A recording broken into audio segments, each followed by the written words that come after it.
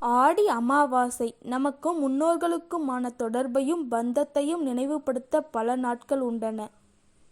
அவற்றில் முக்கியமான நாள் அமாவாசை. ஒவ்வொரு மாதமும் அமாவாசை வரும். அவற்றில் முக்கியமானது தை அமாவாசை, புரட்டாசி அமாவாசை, ஆடி அமாவாசை.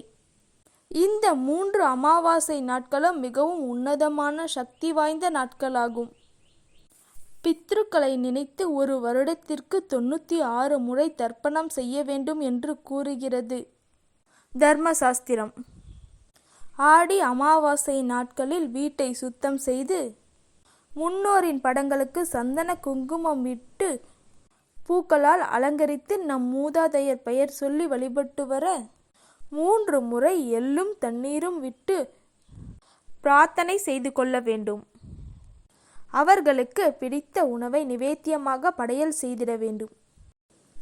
இவ்வாறு செய்வதால் நம் முன்னோர்கள் மகிழ்ந்து நமக்கும் நம் சந்ததியினருக்கும் ஆசிகளை வழங்குவார்கள் என்பது ஐதீகம்.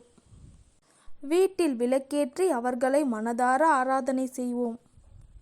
ஆரோக்கியமாகவும் அமைதியாகவும் நம்மளை வாழ வைப்பார்கள் நம் முன்னோர்கள். இந்த ஆண்டு அமாவாசை ஜூலை 24ஆம் தேதி வியாழக்கிழமையன்று வருகிறது.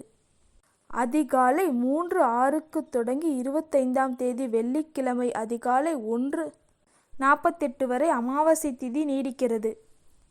வியாழக்கிழமை என்பதால் 5 முதல் 7:30 மணி வரை யமகண்டம், மதியம் 1:30 முதல் 3 மணி வரை ராகு காலமும் உள்ளது. இதனால் முன்னோர்களுக்கு தர்ப்பணம் 7:30 மணிக்கு மேல் கொடுப்பது சிறந்தது. அதேபோல் பகலில் படையலிட்டு முன்னோர்களுக்கு செய்து வழிபடுங்கள். 1:20 மணிக்கு முன்பாக படைத்துவிட வேண்டும். ராகு காலம், யமகண்டம் நேரத்தை தவிர்ப்பது நல்லது.